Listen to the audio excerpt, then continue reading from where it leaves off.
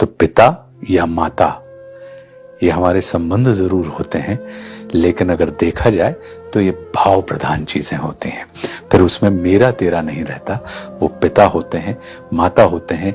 इसीलिए माता के गर्भ से बच्चा जन्म लेता है तो पिता की आत्मा से बच्चा जन्म लेता है, इसीलिए उसे आत्मज या आत्मजा कहा जाता है। कि घर की बुनियादें दीवारें बाम और दर थे बाबूजी, घर की बुनियादें दीवारें बाम और दर थे बाबूजी, और सबको बांधे रखने वाला खास हुनर थे बाबूजी। उनकी ही आवाज हमें हर सुबह जगाया करती थी, उनकी ही आवाज हमें हर सुबह जगाया करती थी। सारे घर का अनुशासन क्या, सारा घर थे बाबूजी।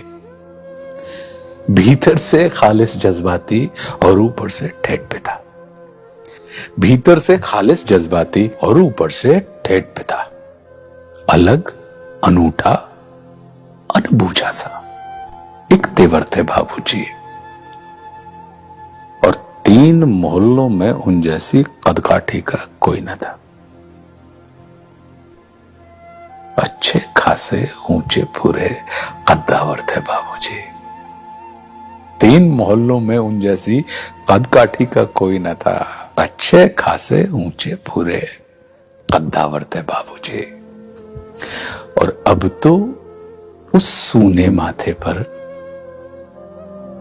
कोरेपन की चादर है। अब तो उस सूने माथे पर कोरेपन की चादर है। अम्मा जी की सारी सजधज सब जेवर थे बाबूजी। कभी बड़ा सा हाथ खर्च थे, कभी हथेली की सूजन, कभी बड़ा सा हाथ खर्च थे, कभी हथेली की सूजन। मेरे मन का आधा साहस, आधा डर थे बाबूजी। कोई भी रचना तभी कालजयी होती है जब उस रचना को पढ़ने वाले या सुनने वाले का अपना अनुभव उस रचना के साथ जुड़ा हो। ये सफलता होती है रचना की और रचनाकार की कि जब संबंधों से हटकर रचनाकार भाव पर ले जाता है। तो पिता या माता ये हमारे संबंध जरूर होते हैं, लेकिन अगर देखा जाए तो ये भाव प्रधान चीजें होती हैं। फिर उसमें मेरा तेरा नहीं रहता, वो पिता होते हैं, माता होते हैं।